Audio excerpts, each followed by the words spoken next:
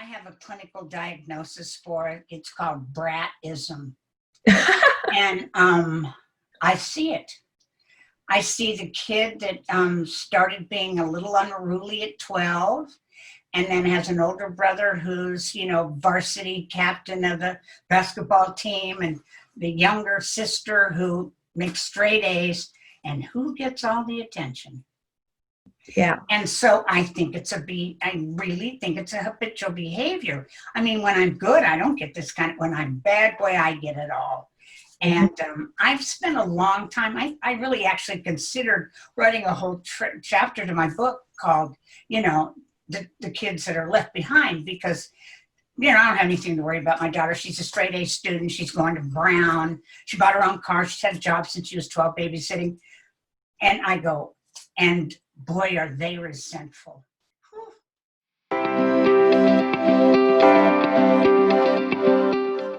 Hello and welcome to another exclusive interview by Recovery Today Magazine at recoverytodaymagazine.com, where first and foremost, we're a magazine of hope.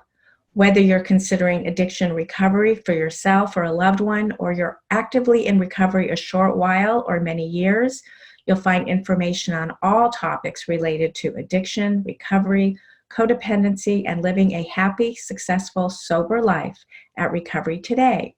My name is Sherry Gaba. I'm the editor of Recovery Today, and I have the distinct pleasure of interviewing another great guest. I have today with me Candy Finnegan. She is a nationally recognized author, addiction specialist, and interventionist who is currently one of the featured interventionists on the acclaimed A&E series, Intervention. The show has been widely praised since 2004 and is a groundbreaking example of how reality TV and therapeutic efforts can be combined. Personally in recovery for 33 years, Candy states, I was inspired to go into this work because I saw that as a recovery woman, I might be able to connect and bring help and hope to suffering people in a way that others couldn't. And it's not just my work, it is my life. She has been honored by many organizations for her work and dedication in the recovery field. She's been involved in all areas of recovery for over 30 years, not only as an interventionist, she is also a relapse preventionist. I can't even say it. A relapse preventionist. A relapse preventionist. Sorry about that. Holding a certification in the Gorski method, having been trained 1996 by Terence Gorski. Additionally, she has extensive experience in assessment, placement, family programs, aftercare. She's been a group facilitator for many years with both adults and adolescents. She has worked with students at the Beverly Hills High School as a drug and alcohol specialist counselor for 11 years, acting as a facilitator of the Sober Lunch program. As one of the original founders of MAP, Musicians Assistant Program, Music Cares, Candy continues to educate and facilitate through a variety of efforts in the recovery community. She continues to be active in the recovery community as a mentor and lecture speaker. It has been her experience across the board that the nature of addictions and interventions are a daunting task each family faces. She states that we must never forget this is a family disease and it is treatable. And finally, her book, When Enough is Enough, A Comprehensive Guide to Successful Intervention, was published by Penguin in April 2008. She aims to help loved ones with the process of intervention. It's available at all major bookstores and Amazon. She has been married for 50 years to her husband, Mike, and she is blessed to have 2 grown children, her daughter, Bridget, and son, Kelly. Hello. Ta-da! Wow, that's a long one. I don't think, there was nothing really to cut out because everything you've done is so important in today's recovery landscape. So I guess with all the things that you do in the recovery community, all of the, your family, everything else that keeps you busy, what made you decide to talk to us today? Well, first of all, Sherry, I highly respect you. Oh. I don't really do these much unless I love the publication and I like the person. I did one a couple of years ago, and when they got through editing it, it was like sounded a lot more like Marilyn Monroe than me. Well, That was lovely. Where did that come from? It certainly didn't come from me. well, that won't happen here because we are a magazine app. So this interview is, raw and real. Everything you say is going to be you and genuine, and nothing's going to be edited in or out. Well, it made my life a lot more exciting than it was, I'll tell you that. Yeah, that's funny. That's funny. But I just think that we all, no matter whether it's apps or press or Zoom or what, I all think we need to connect. One of the reasons that I was, enticed into a lot of my business was it's community driven. And I'm really interested in that. Yeah, and now more than ever, of course, with what's going on. Of course, this may not, I believe this pandemic will still be going on when this airs. Hopefully we'll be on the downside of it, but right now we're in the heat of it. So we can't help but talk about that because we know that alcohol sales have risen, and I'm sure there's going to be a lot more depression and anxiety and suicide. So, and the drug dealers are still open. Of course. Of course. So now more than ever, I think people are going to be really reading this, well, not reading, but viewing this interview because people are, online more than ever. But, getting back to the TV show Intervention, which of course you were a real trailblazer in the recovery movement with that reality TV show. I myself was the psychotherapist on Celebrity Rehab with Dr. Drew. And I'm just curious what inspired you to sort of take recovery to the media world? Well, Sherry, the truth is most everything I've accomplished and most everything that I've done has found me. It's that kind of thing where it's stand still, look up, and here it comes. So I got a phone call from a wonderful man named Sam Metler in the summer, I think, of 2004. And, it's one of those phone calls that you go, whose number is that? And I picked it up and it went, are you Kenny Finnegan? I said, yes. And he goes, hi, I'm Sam Metler and I want to do a show called Intervention. And I went, what? Wow. And away we went. It's like, you know what?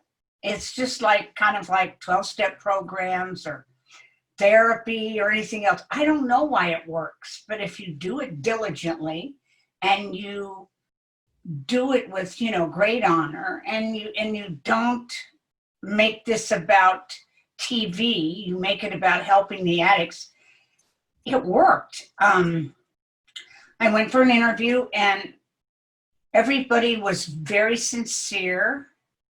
They wanted me to do a mock intervention. Which is always kind of difficult. I do it when I do workshops and stuff, but here I am with a bunch of, TV executives going, okay, you'll be the heroin addict and you'll be the, and they're going, what? Yeah.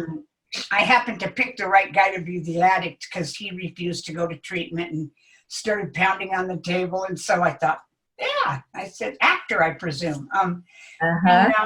It just the way it went. I didn't get the job at first. They wanted somebody who was about 5'10". Oh, right. Long breasts and blonde hair, and I'm 5'2", red hair, and I just think they probably wanted her in her nice 30s. Yeah. And which I wasn't. And I just turned around and said, there is no such. To gain wisdom, you have to have age. And my husband is a very wonderful singer, as is my son. And I just turned around and said, 17-year-olds don't sing the blues. So call me if you need me. Oh, good. I don't think they got it. I got it. And the next week they called me back.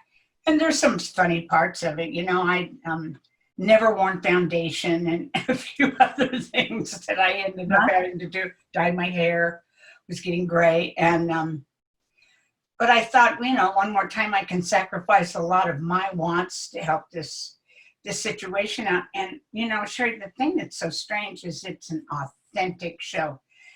If we're out shooting and somebody who is the designated addict finds out that we are the show instead of a documentary, we were usually gone within 2 hours. No explanation, no see you later. I always felt really bad because the addict didn't tell the addict who we were. Somebody in the family goes, just be nice, you're getting free treatment. And of course, a lot of people forgot we were mic'd, as you well know. So I never ever found the show to compromise the dignity of an addict or its family or myself. And therefore I stuck around, and I believe that it's coming back. It's been canceled. They got over 150 letters and emails, and they brought it back. So I guess I never dreamed I'd be stopped on the street with someone saying, I wish my family had cared enough to do that for me. I remember the first time I got recognized, it was at Christmas time at Costco, and somebody thought I was taking my husband, who's about 6'7", to treatment. They go, drug lady, is it him? And I went, oh my God, he was horrified. But it's... I think you're both in recovery, you and obviously your husband too, okay. But it was just like, you don't go book shopping at Christmas if you're doing an intervention, but I thought, how cute.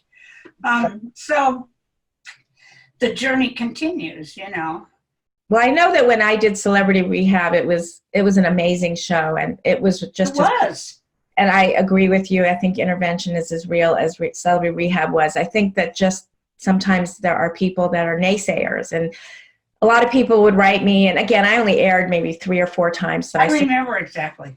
Oh, wow. Well, thank you. So I like Dr. Drew. Yeah, he's great. And I've been friends with Bob since the Musicians Assistance Program. So exactly. I knew both of them, and I knew several of the people that were on it. We're friends and old friends. My husband. But you never felt, even when you were mic'd and they were filming you, you really are in the moment. I mean, you're not really thinking about the cameras.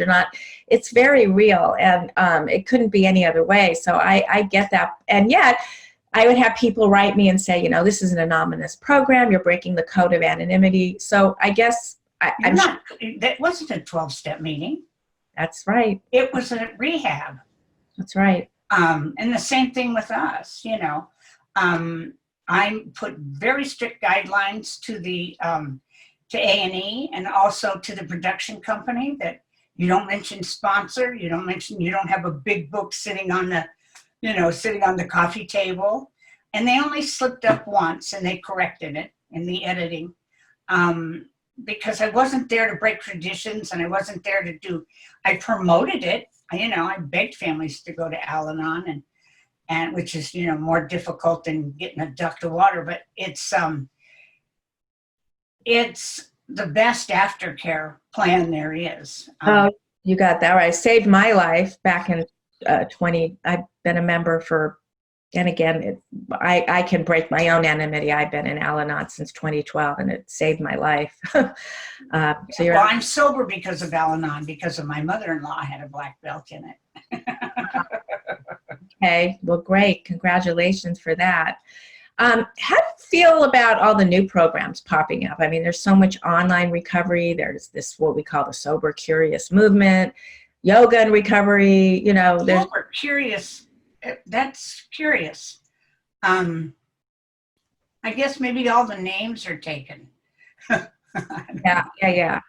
I think the most appalling thing that happened to me was when I heard that there was a treatment center where you could smoke pot and eat edibles. And that it was the fastest and easiest way for opiate withdrawal.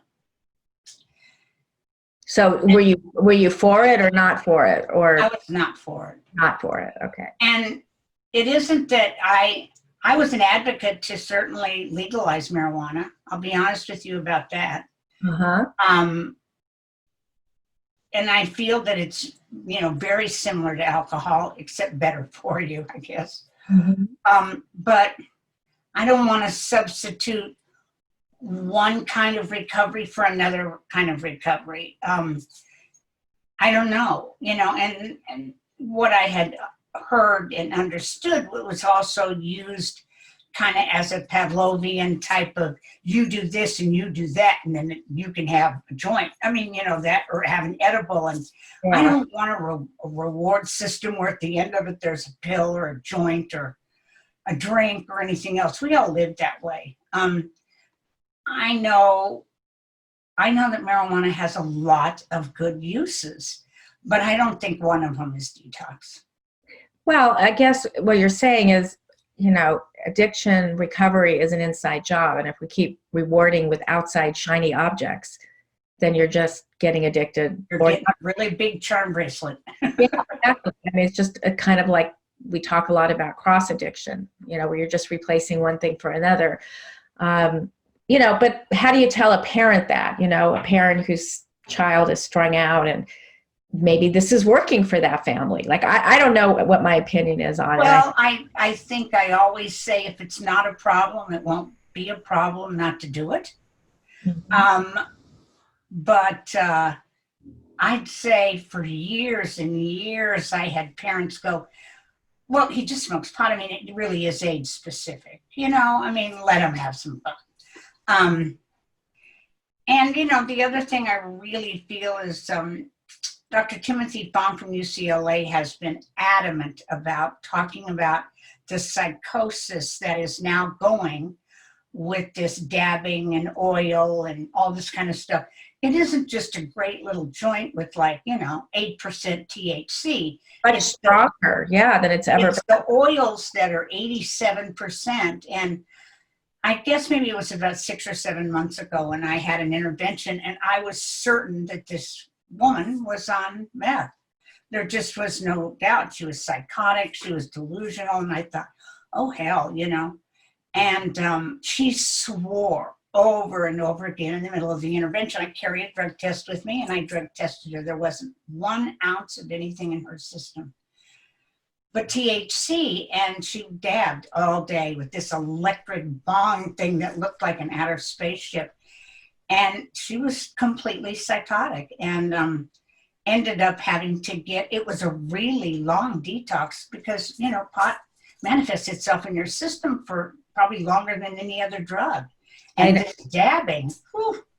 Yeah, I went to a New Year's party and somebody was smoking pot out of what I guess they call it a pen. I have no idea what that means. I don't smoke pot. Oh, the little. I don't even know. I don't even know what it is. But they suppose, and I should know really, but they fainted.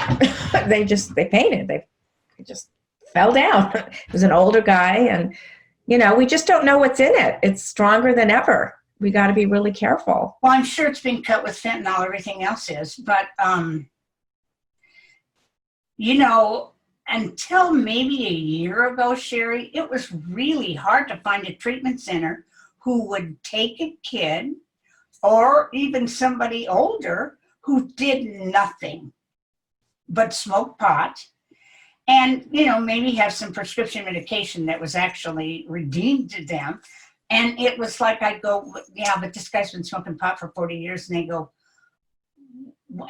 and I said, well, it's going to be, it isn't that the detox might be so severe. He's got to remove himself away from this environment and, and be introduced to MA. It was really hard to get good treatment because you're going to sit in a room with a bunch of 21, 23-year-old heroin addicts and your story's not the same.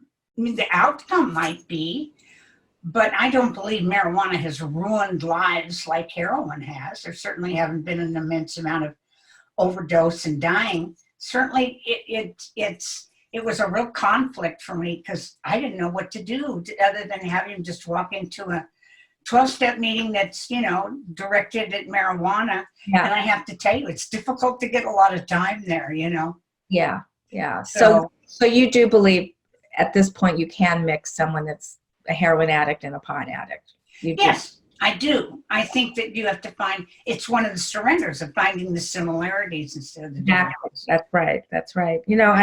Melody Beatty is a colleague, friend of mine. She endorsed both my books. Wonderful. I love her. And she doesn't like this question though. So I'll ask you the question and you probably won't like it either. But how do we support that family member without enabling? She doesn't like it because it's just sort of a corny, it's sort of a what's the word? It's not, you know, it's just not, I don't know. What do you think of that question? How do I support a family without enabling them? Or how do you help a family support their addict, but not enable their addict? Well, in my intervention, I go through a long kind of directional kind of workshop with them. I spend 4 or 5 hours with a pre-intervention, much longer than I ever would an intervention. Because I need to educate, I need to have everyone be aware of every move. If they run out the door, who's going to go smoke a cigarette with them, all the rest of it. So it's like you have a list of boundaries. Or oh yeah, and I have a huge description that I go through with them. What is the difference between codependency and enabling? And the difference, you know, for me, I always feel like kind of enabling is doing things for somebody that can't do it for themselves, and codependency is doing something for somebody that can do it for themselves. But when you get somebody who's a, you know, a young addict, it all meshes together. Yeah. And I, you know, it's training. It's just like everything that I went through, not to drink at these emotions, not to do, I mean, you know, these families that think that they do this tough love and they leave $20 on the counter and because they don't want them to steal any more from grandma. I mean, I don't recommend that. I don't recommend getting your kid in the car and driving downtown to score. But I understand the enabling part of it because you don't want them to die on your watch, you know? Exactly. So, I guess that is, you know, goes back to like this whole idea of, you know, detaching with love. Like sometimes you do have to detach for your own mental health. I did. I had to, of course, this was a husband, this wasn't a child, but, you know, I had to reach a boundary. And once I, you know, I was getting sick, and this happens a lot to parents of adults. oh, absolutely. You get sick. I lost hair. I got shingles, staph infection, kidney stone. I know I was really sick. I just could not let go of this addict. And here I am, a therapist. I've worked on celebrity rehab. I ran a family program at a rehab, but I couldn't let go of this person I loved because you know, he was a wonderful person. He was just very sick. And in your heart, you knew that it could all go into remission if he would just stop. And love has nothing to do with addiction, I'm sorry to tell you. Yeah, it doesn't. Well, finally I did let go, and it didn't make a difference because it's taken him another 10 years to get sober, and who knows if this sobriety will last for him. So I just wish him the best and pray for him, and I pray for all the families that Me too. I love, you know. Getting back to codependency, because that's my thing too. Why are there not treatment centers like insurance companies that will pay for codependency treatment? I mean, there's Bridge for, you know, I'm not going to start naming the treatment. Yeah, well, and that's a great one. And the one in Bowling Green, it's good, really, really good. Tara Hobart's brilliant. But what else can we do, you know, because I want to do so much more for these families. And well, you know, actually, I think it was maybe in the maybe middle 90s, I had a friend who had gone through exactly what you had gone through with your husband, and she went to Cottonwood, and they had a codependency track. You know, when I first got into this business or even got sober, I always jokingly said, how do you keep a marriage together, you know?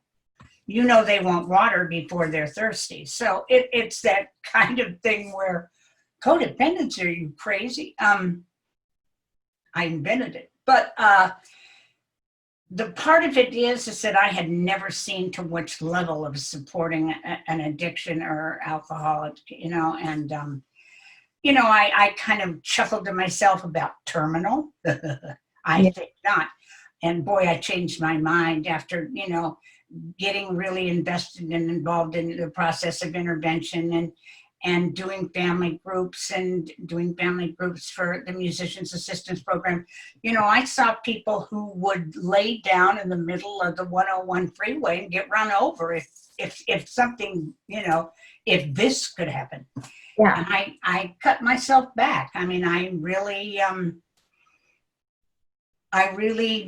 understood very clearly that it could kill them. It can. I mean, they show that, you can have people that love an addict or are dealing with that, have more heart problems, cholesterol issues. Oh, I told you all my issues. The stress can kill you. So I really think insurance companies really need to look at that. I wish there was something more we could do. well, I mean, the Meadows has wonderful programs. Ridge has wonderful programs. I mean, the workshop element of it to at least shake their bones, but insurance, I don't think covers that. Maybe they do at places like, Well, maybe, I'm not sure. no, but I wish that, I mean, I used to send people to the Betty Ford family program, even when they weren't going to Betty Ford. Yeah, They that's were lovely enough to scholarship of some of the families in the children's program with Jerry Moe. Some of the families that we would send to treatment centers that had no family program, which always just made me furious. Yeah. I mean, there's a lot of treatment centers. Let's get some that have family programs. But I would say out of offering it to 50 people, maybe 5 went. Yeah. And that was, wonderful training, and especially for the kids. I really wanted so many kids, but they couldn't afford to go to Palm Springs, to stay in a hotel. And on several occasions, the show and Betty Ford really stepped up, which I was incredibly grateful for. Oh, nice. But there wasn't anything else. There wasn't any, in the late 80s and 90s, there wasn't anybody that you could send these people to. They'll get over it, and they didn't get over it, And when that same behavior comes back, when the addict alcoholic gets through with treatment, it's deadly. Yeah. I mean, we're right back to where we started from. Right. It's a muscle that has to be exercised forever. That's another thing. A lot of people don't even, believe it or not, a lot of people don't even know what the word codependency means. I mean, let's just talk about not even just loving an addict, but let's talk about like approval seeking and people pleasing and all those little isms that codependents have. How do you get that word out there without people always thinking it's just, well, you're married to an addict or something? Oh, like no. The old fashioned, where Melody Beatty started. Now it's so much yes, bigger. she did. And Pia Melody. And Pia Melody, yes. But now it's a bigger conversation. It's because let me just think in the last 20 years, I have a clinical diagnosis for it. It's called bratism. And I see it. I see the kid that started being a little unruly at 12 and then has an older brother who's, varsity captain of the basketball team, and the younger sister who makes straight A's, and who gets all the attention. Yeah. And so I really think it's a habitual behavior. I mean, when I'm good, I don't get this when I'm bad, boy, I get it all. And I've spent a long time, I really actually considered writing a whole chapter to my book called, the kids that are left behind, because, I don't have anything to worry about. My daughter, she's a straight A student. She's going to Brown. She bought her own car. She's had a job since she was 12, babysitting. And I go, and boy, are they resentful. Whew. Yeah, you're absolutely right. They are invisible. I have clients. I call that, what I diagnose those people with? PTSD, because I agree. They've been living in a home where everything is other focused. There's a lot of chaos around them, and they're just left to be the lost child, as we call them. That's my favorite word. But at one point, all of us were lost. But what we did with it, some of us found each other, or we found ourselves. Well, what was your story, Candy? Just, briefly, okay, obviously you might have had the genetic predisposition or whatever, but what was really the underlying issue that? Well, I'll start out by saying I'm adopted. Okay. And so I was probably 6 or 7 years sober before I ever stood up at a podium and said, Candy alcoholic, and I was born and raised in Kansas, and I'm adopted. I never thought it figured into my story. It wasn't that I ever didn't know I was adopted, because I knew from the minute that, they took me home. It was an interesting situation since it was at the end of World War II, and there were a lot of war babies, and my parents spent 3 weekends picking a daughter with red hair out. I mean, they went to Oklahoma, they went to Kansas City. Oh my There was like a plethora of little babies. And it was like, I said, kind of like tomatoes, Oh my God. Oh, you know who your biological parents were? No. And Oh my God. I was never really curious about it, oddly enough. I had 5 or 6 other friends growing up in Wichita, Kansas that were adopted. It wasn't like such an unheard thing. Yeah. It was, I was 5 or 6, and my mom used to bring home a lot of clothes and try them on and see if my dad liked them and then take them back to the store. I thought that was kind of what might happen to me if I didn't fit in. Oh. My parents had lost a biological child in 45 to polio. And no matter how much money they had or who they knew, they couldn't save this child. And so I think that the precautionary part of my mother was so afraid to get close because this had happened to her biological child. She was 7. By the way, her name was Sherry. Oh, so you came after Sherry. Yeah. And I always imagined myself as the replacement child, which was never, ever said to me. I kind of made it up. So at 5 or 6, I would say, well, if, I would try to do something to see if the reaction would be, you don't fit here, we'll take you back, which of course never happened.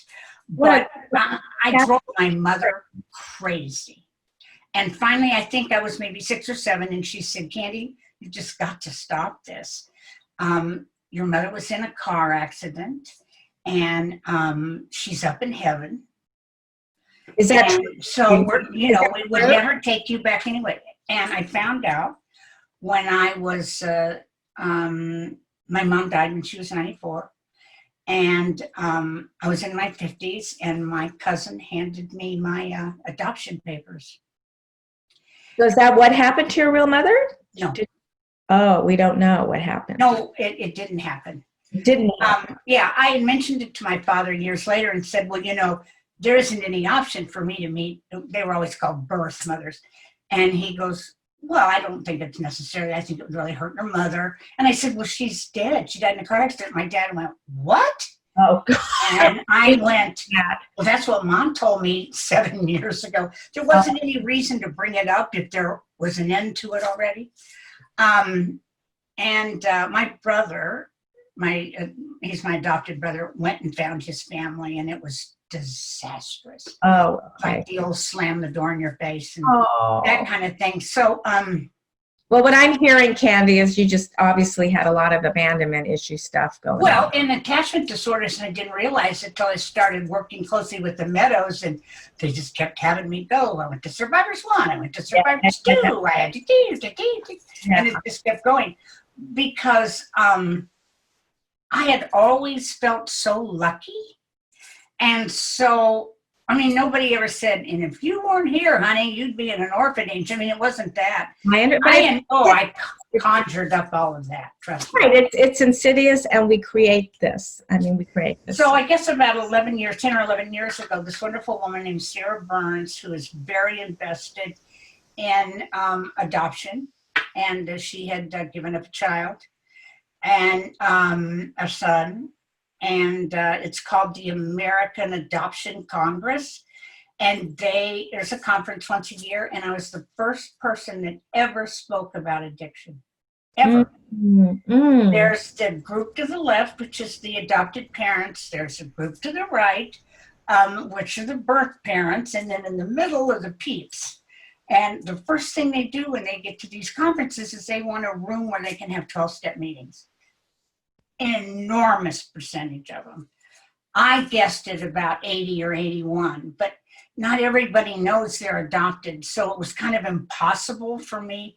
And and back in the 40s, you had a baby and you never laid eyes on him, gave birth in the dark, and they, took the baby, and I mean, it was like, oh, just horrendous. And you Well, they hear did all the about. same thing with miscarriages. Like my mother had a miscarriage before me, and she doesn't even know if it was a girl or boy. I believe it was a girl. I believe I have a soul sister up there, but that's just And so, it's all that stuff where secrets. I lectured at these conferences, and I guess I can't say I was poo-pooed, but all the adoptees, all the people that were hanging out at 12 steps certainly understood. But the rest of them were like, well, you did it to fit in.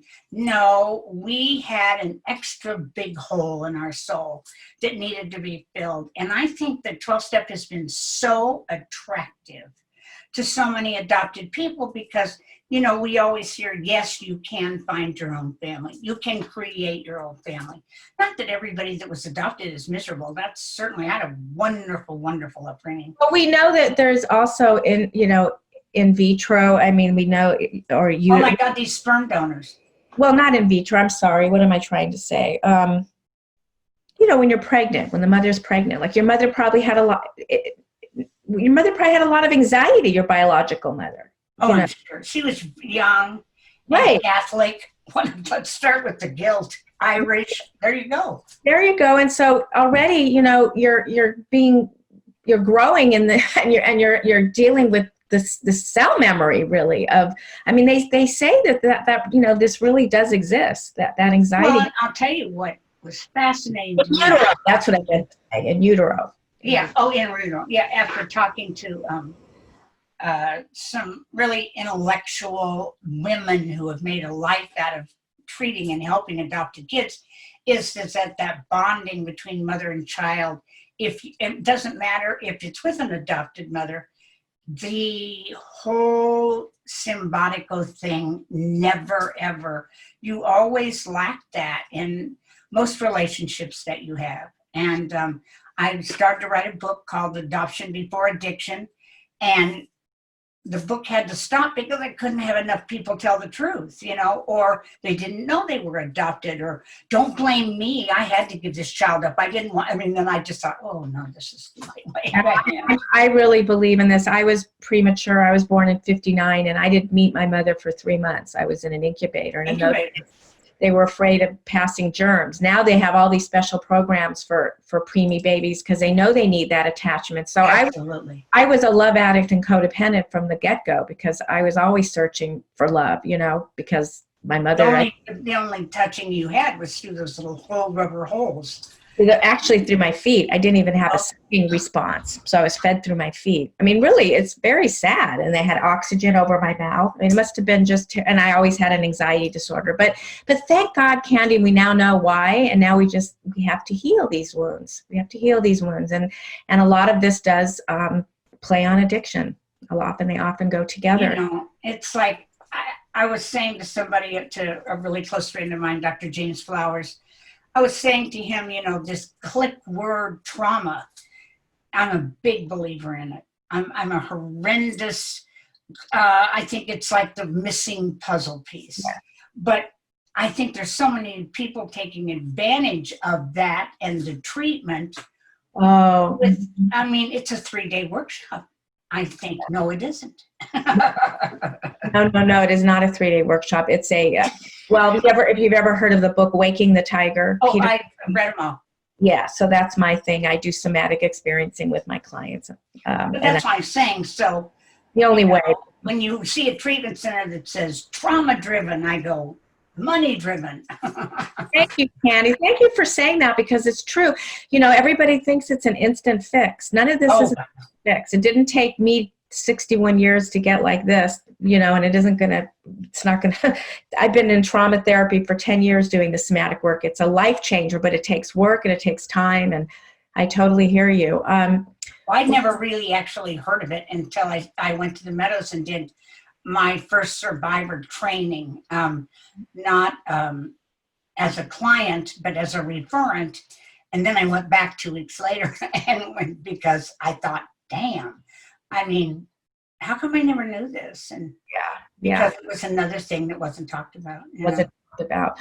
Well, this has been so enlightening and amazing, and I'm wondering if we could just sort of close the interview. Well, besides telling me again about your book and where we can find you and reach you, is there any last hope that you would like to offer to the families or to the addict themselves that are still struggling? Well, I was just reading. This is such a tremendous time of relapse. And we as addicts and alcoholics are isolators anyway. Now here we are where we want to go out now that everybody says you got to stay in. I know. I was watching, my husband and I were watching TV, and we saw where there all these exotic drinks that have like 151 rum, and they were big, huge pictures of it that kept chilled, and we're delivering them. And I said to my husband, where the hell were they when we needed them? You know, isolated by yourself and knock, knock, here's a picture. And the loneliness. I have so many friends that have long-term sobriety that are so gutturally lonely. Yeah. And I think it's really important. There's Zoom as far as 12-step meetings and stuff, but I think that we have to reach out and go, I'm here for you. I can't touch you. I can't feel you, but you have to know I'm here for you. And I can't imagine that the suicide rate isn't just going to really climb. Yeah, thank God there are telehealth, professionals that are working on this. And, this is the time as we are fearful of dying, the world is healing. It's I don't know. God has a great sense of humor. Mine does anyway. And, there's less pollution. There's, I walked out in my garden and there were more bees than I'd seen in 5 or 6 years. And so as we have to stay in and take care of ourselves. Well, we're doing a reset. We're doing a reset economically. We're doing a reset in the world and the environment. We're doing a reset personally. Exactly. As the outside heals, because we've been tearing it up for a long time. I love that perspective. While the outside heals, we are healing our insides. And we had to be separated to be able to do it. Right. And yet we're so connected. Thank God this is where the internet is such a gift. Oh my God. My husband and I said that last night right before we were going to bed. He just said, the internet's driving me crazy, because this guy came on and he was talking about these 2 medications. If you take them and you take this and you gargle with lemon juice and you had to take, that you won't get it. And it's like we have a whole bunch of experts now that aren't experts. Watch the snake oil salesman for sure. Well, and we've always had them, but now the fear has been set in that to the point of where we'll believe anything. I was laughing because we take a walk, every day, and there aren't any lemons on the trees because I know everybody's stealing them and going home and, gargling them, and oh my God, it's that panic. But, this isn't anything worse than when we were in the middle of our addiction. It was going to kill us every day. We just had a solution that was to stop it. And we could be in remission. It's like I'll have 34 years next month. Has it been easy? No. But I just didn't pick up no matter what. And I have to apply that to this. I cannot go out and go to Target, even if I'm dying to go. It's not my grocery store, and I don't need to shop, and I don't need to. I'm sorry that I've done my first Zoom intervention, which was interesting. Wow. Well, it was interesting, but that touchy-feely part was missing that is so important. And thank God the person went. I think they just wanted away from their family. Well, I would say, Candy, I'm going to say that we are made of energy, and all the love and all the touchy-feely love that you have in your heart, I believe, can be transmuted through the energy of that. I believe the honesty, the help, and the hope was certainly there. The energy is just transmitted. It is. It is. And your honesty, your authentic, being authentic, I think is really important. And you're one of those women, Sherry, so thank you. Candy. And tell us how we can find you. Tell us again about your book. My book is When Enough is Enough. I wrote it. It was 465-page book that the editor edited down to 136 pages. Okay. Because as an alcoholic addict, I kept repeating myself. Kind of like chapter 5 every day, so, it's an easy, comprehensive, I think one of the things is interventionists have put this so out of perspective. There's 11,000 more of them than when we started. And not everyone is qualified. And I think that if you think you can't do this because you can't afford a professional, this is a comprehensive guide. I've walked people through it. Wonderful. It works. It works. The love, the help, it's there. And it's just, it's much more of a text than it really is. I mean, I don't tell any stories of interventions I've done, that's for sure. But I just did it because so many people asked for help that there wasn't enough of me, and they couldn't. Yeah. There's that. And life is going on, and I'm grateful to get out of the house and help more families. And you can go to candyfinnegan.com, and there's a link where you can get in touch with me. And no request is too small. Oh, great. Thank you, Candy. Thank you for doing this interview today. Thank you for sharing you with us. Thank you so much for asking me. It's really been a joy.